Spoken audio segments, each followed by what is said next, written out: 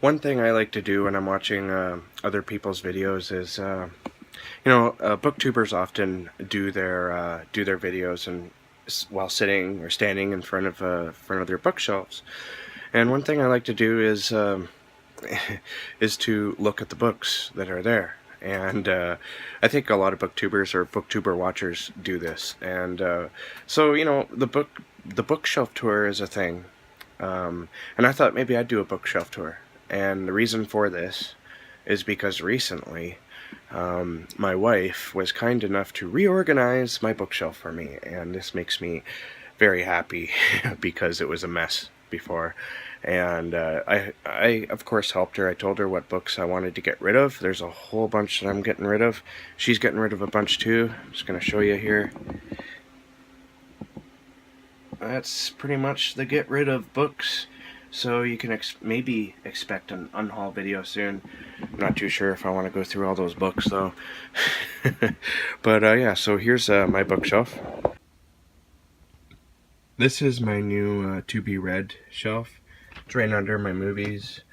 Now the reason why I did this is because these are the books I kind of want to get to as soon as possible. Or I have plans on reading them, like Kill River here, I want to read in the summer, and this I want to read next Christmas. So it's going to be there for a little while, but it's where I know where it is, and I can just reach for it anytime, basically. And there's some more down here. There's some more down here. Really got to get to these. There's already dust on them. My God, must be from my cat. How you doing, huh? She's camera shy. So yeah, there's these books that I want to get to as soon as possible. And this is, as I keep saying, my to be read shelf. It's an always changing thing because I'm very much a mood reader. Alright. Now, over in the other side of the room, there's still some books in here that I haven't read, obviously, and so I consider them to be read too, but I basically got her, she asked me what order I wanted these books in, if I wanted them separated by genre, and I said no. I said maybe just separate the books that are non-fiction versus fiction.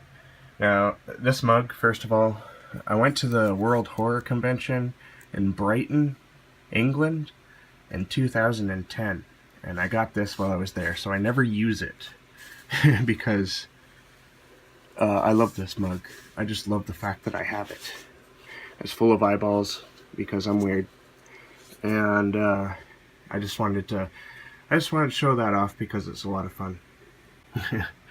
Alright, I have a bunch of anthologies here first. As you can see, I've got my Dark Delicacies collection. Part 2 is actually over here. There's my Hark the Herald Angel Screams Gutted, which is a very good anthology by Crystal Lake Publishing, edited by Doug Moreno and Alexander Ward. And as I said, there's no real rhyme or reason for the genres, so there's some fantasy. I've read this, but I haven't read this yet. I mean, this series is so complex that you need, I think, a good amount of time to be able to just focus on them and think about absolutely nothing else.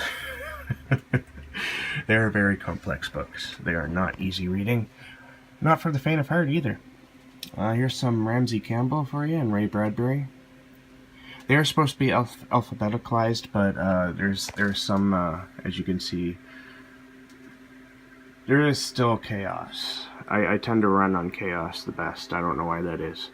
There's some Douglas Clegg.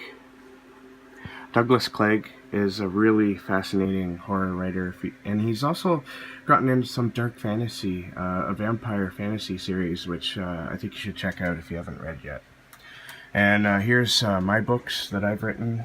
I got like many different copies of some of them. Isolation is my short story collection. Just a little bit of self-promotion here. I've had this out since like 2012. And some anthologies I've appeared in, like Etched Offerings, The Haunted Country, which this is all the same book. Chud Lives, which my short story appeared in. Dweller Messiah. And here we go with some fantasy. Joe Abercrombie, The Dragon's Path by Daniel Abraham. He's one half of the Expanse series. If you haven't read that, I highly recommend it. Starting with Leviathan Wakes. It's very good. I haven't read this yet, but I plan to. Robert Aikman. I have more Robert Aikman. I don't know where they are. Maybe my chaos system isn't working as well as I thought. Margaret Atwood, some Michael Connolly, which there's some more of him up there. You know what? I have much more Laird Barron as well. They're kind of stacked on my nightstand, so you have to check that out. Driven by Dane Cobain. I kind of wanted to add this to my my best of 2018 reads, but I kind of forgot, you know. This book I'm kind of proud of owning. It's a rare, limited edition by one of my favorite horror writers. It's The Corpse King by Tim Curran. There's my copy of House of Leaves, which I haven't read yet, but I really want to get to. And Sherlock Holmes. Tom Deedy, Haven. And Mark Allen Gunnels, his spectacular Halloween collection, Halloween House of Horrors. The Lure of Devouring Light by Michael Griffin. I should really put that in my to-be-read pile because I want to read that. And J.R. Hamantashen. I have his collection still to read. Down here we have Carrie. I don't know why Carrie is sticking out like that. I think it's because I have a lot of Stephen King hardbacks here. Some old ones that really shouldn't exist anymore. Kept this one because there's some rare, and it's upside down I see, but it's rare to get this book. I didn't even know I had it, to be honest with you. It has the one and only Stephen King story that's no longer in existence, or no longer published. And it's by his choice too. There's the 5th season. I love that book. But anyways, there's my Stephen King hardcovers. I have more, but they're somewhere. They're in storage. I have some Richard Lehman and Louis L'Amour. Oh, Elmore Leonard and Jack Ketchum, yeah, for sure. And my Star Wars Tarkin. I haven't read this yet, but I really want to read this. Here's my copy of The Thing, written by Alan Dean Foster. Rick Hotella. I have a couple of his books. And here's some, there's The Siren and the Spectre, my copy of The Haunting of Hill House, which is part of the Stephen King collection. The Stephen King Horror Library. I got that from like a book club. Caitlin Kiernan, The Drowning Girl. I have much more of her books, but they're also in storage. I highly recommend The Red Tree from her. That book is awesome. It's my copy of Nosferatu and Horns, Heart-Shaped Box, and 20th Century Ghosts, and The Fireman. That's pretty much all of Joe Hill right there. And Susan Hill, The Woman in Black. John Irving. I used to love John Irving, but I haven't read him in years. And over here, we have some Joe R. Lansdale. There's my other cat. And a cup I got from a very devious company that is now defunct, which is good. I got some Thomas Ligotti and Kelly Link. Can't get better than that, folks. I love Thomas Ligotti. He's such a dark writer. I have some John Langan in physical form here. This is my copy of H.P. Lovecraft A Life by S.T. Joshi and The Three Body Problem. Some more Stephen King on the side here. My Michael McDowell. There's a very small collection I have so far of his Blackwater series. Down here, some George R.R. Martin. This one. I have this bottle of poison, which is always fun. I don't know why they would give you a copy that's autographed and put a sticker on it. But I saw this at the used bookstore, and I already had it, but I had to pick it up because, hey, how often do you get? I mean, it was like $10 or something. Right there, $10. And there's the signature. Joe S. Pulver. This guy is a phenomenal experimental writer. He writes mostly in weird fiction. He's been really sick lately, so I encourage you to pick up some of his books, and maybe some of his edited anthologies, like the Grimscribe's Puppets. There's my David Nickel. Adam Neville. You probably saw the cover of this book in a lot of my videos, facing outward. No Country for Old Men. I made that a book reading movie marathon, which was fun. Carlton Mellick III and his book Apeshit. I love Carlton Mellick. There's Darktown. Bracken McLeod, Stranded. Some more George R.R. Martin. I just like saying R.R. Martin. There's Donna Tartt, The Goldfinch. I haven't read this yet, but I really want to. Haunted by Chuck Palahniuk. I want to read that. Or I have read that, and it's pretty interesting. I thought it started off much stronger than it ended, but it was still really good. And there's one of my favorites of 2018, Secrets of Ventriloquism by John Padgett. Now, this book here doesn't get talked about enough on BookTube. It's Michael Rowe, Enter Night. This is his first novel, and it's a really fantastic vampire story. I can't recommend it enough. It's got a very strong literary feel, also a little bit of classic horror. It's a lot of fun, and I highly recommend it. I have some old school copies of Brandon Sanderson's Mistborn trilogy. I have the other one too, the next one, or the first one, I think. But I'm pretty sure it's in storage. I don't know how I ended up with these on here and not that one. Here's another Joe S. Pulver anthology. This one came out last year, I think, maybe 2 years ago. The Madness of Dr. Caligari. These are stories based on that movie, The Cabinet of Dr. Caligari. Pretty sure it was called. A Head Full of Ghosts. Missing the flap jacket for some reason. Oh, another Caitlin R. Kiernan. For some reason she's not placed in. Oh yeah, it's because she wrote some. She wrote a series of books here under the name Kathleen Tierney. I don't know why they do that. They release these books, Caitlin R. Kiernan writing as. I mean, it's obvious who it is. Just some Jeff Vandermeer for you. Robert Charles Wilson. I loved this author. I haven't read him recently, though. He writes some very interesting science fiction. One of my favorite books of his, which is in storage, is called Spin.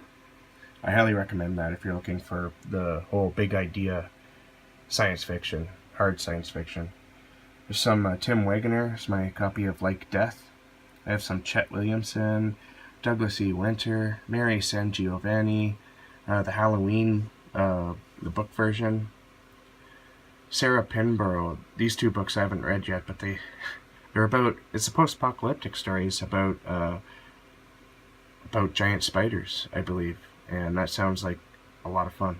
This is an interesting book. It's called The Gospel of Filth. I used to be a big fan of this band called Cradle of Filth. I'm sure you've heard of them. If you haven't, they're like a listener-friendly black metal band. And this is sort of like a weird history of all things goth, and it's expensive, and I don't know if it's rare now. I got it when it first came out. I'm glad I did, because there's a lot of information in here. It would make a really good coffee table book if the people reading the coffee table book came over a lot. There's so much stuff in that. It's really got to go in the other shelf. I must have missed it, so I'm going to pull this out now. And, my Motley Crue book. I haven't read this yet. I've read some of Nikki Sixx's work, especially like the Heroin Diaries. That stuff is just messed up, and I heard this book is really messed up as well. Like, these guys lived some extraordinarily crazy times. Here's one of my copies of paperbacks from Hell, sorry, and some writing books. Wonder Book by Jeff Vandermeer. I got this. It's the most recent, and there's like tons of writing advice in here from many different authors. There's a lot of really awesome art. Right, there's a first aid book I had to get for work, and these are basically nonfiction books down here. You can see that there's a lot of writing books. I even have a writing book, Negotiating with the Dead. It's by Margaret Atwood. That's pretty cool. There's some of my comics and one manga. I have more manga. I haven't really read it in years. And here's my Hellraiser collection. I don't have them all, I don't think, but do have a few. And I won this in a contest. I forgot to read it this year. I was going to read it. And I have some Vault of Horror and Lock and Key, and this ancient Bible. This is pretty neat. This was my grandmother's, and I kind of inherited it after she died. It's well over 100 years old. There's actually, there we go. There's a note in here. It's written in 1910.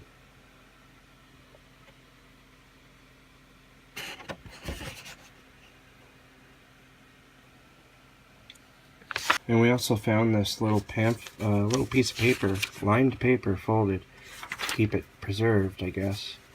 And inside there's like a card. I keep calling it a pamphlet, I don't know why. And this is pretty neat. It basically has the history. This card is from 1927, but it has the history given in 1873 to Grandma, to, I can't read that. Oh, Imogene, that's my grandmother, Pattison. It was given to her, I guess, in 1927. To my Valentine. It's interesting. Maybe it's from my grandfather. I don't know, but this book is old. And that is it. That's my my bookshelf. My main bookshelf. I do have a lot more books than this. They're all in storage though. And we don't really have the room for them anyway right now. And thanks to Jen, my wife, who organized this for me. It's not in complete, you know, or I wouldn't say it's not complete. It's just it's got a little bit of chaos to it. But as I said, that was my design. Alright, thanks for watching my little bookshelf tour.